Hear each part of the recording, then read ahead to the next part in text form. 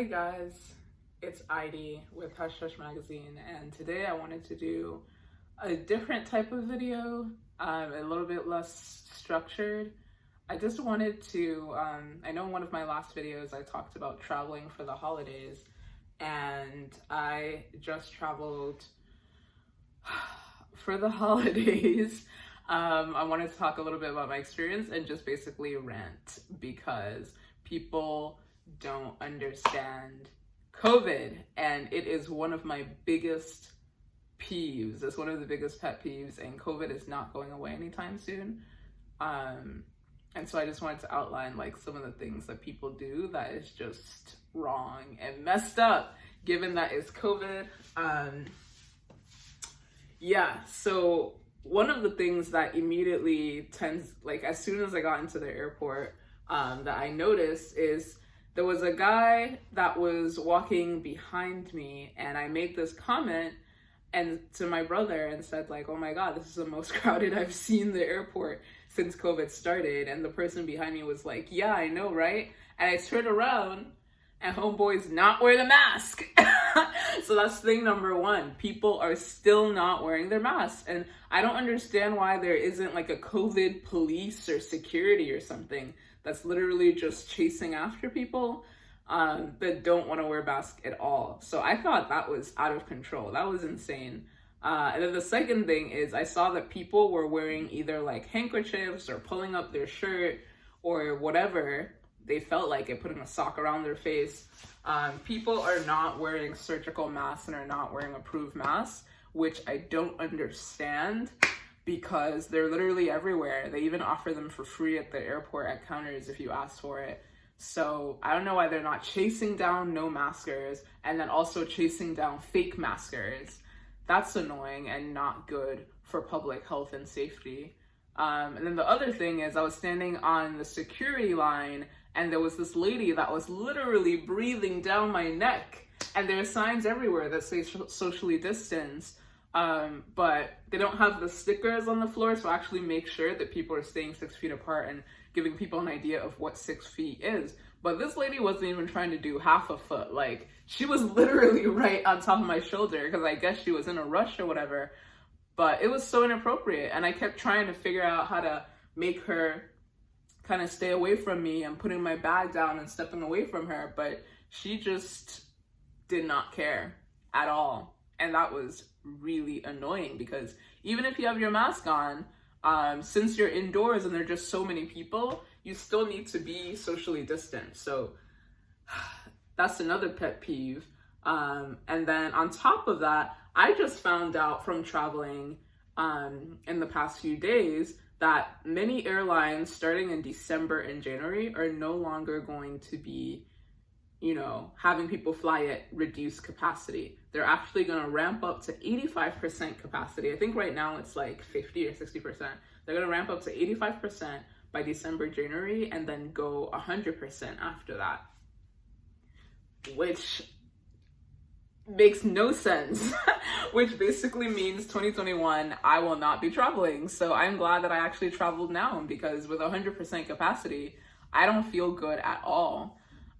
Again, because people don't wear their mask, keep taking it on and off, or wearing fake masks. Like, there's just no comfort in sitting next to a bunch of crazy people that don't understand how science works. And so you're probably wondering why are they doing 100% capacity? Is because there was this research that came out, I forget which company, I think they partnered with United Airlines, which again, red flag, United, everybody knows. United is just, customer service and customer wellness is not their number one priority. They probably say that it is, but based off of all the lawsuits and issues they've had and scandals, they have a reputation. So I don't know why they partnered with United versus, one of the other airlines, but I think it was United and the US military did some kind of research study where they basically simulated someone being infected with COVID and being in a flight and seeing like how good the HVAC systems are and how effective they are at actually, maintaining or preventing cross-contamination across people.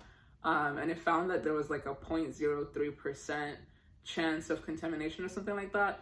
And on paper, like as a header or whatever, that looks great. But then when you start digging into the details and the asterisks, you start to realize, number one, it simulated the case that there's only one person infected with COVID, which, like, when you have a flight with like 200 people or whatever the number is, probably higher than that. And then number two, it simulated a situation where everybody is wearing their masks and wearing surgical masks, which, like I said, not that many people are bothered. A lot of people are wearing the wrong types of masks or not wearing real masks at all.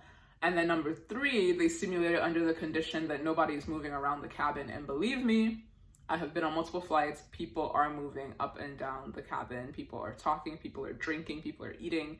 So that 0.03%, when you start to put in all these other factors, you start to realize it's not that. So them feeling like, oh yeah, we did a study and like, our HVAC filters work well. I'm glad the HVAC whatever system works well on planes, great. But human behavior is probably going to outweigh that. And until they've done those studies that are modeling realistic situations, then y'all can start relaxing things. And I get that it's not an economically efficient model for airline companies to keep running at 50% capacity, but like 100%, I don't think that's the answer. We're not there yet. Like, third wave pandemic, it's been almost a whole year and we still haven't figured out how this thing works and how to manage it. Like, I don't think this is the answer. But then at the same time, traveling is really optional. So at the end of the day, if I really feel like I need to travel, then I guess that's my problem. They're basically recommending to people like, oh, buy 2 seats and then you can guarantee there'll be no one next to you. So I guess that's basically gonna be the answer for a lot of people that feel like they have to travel.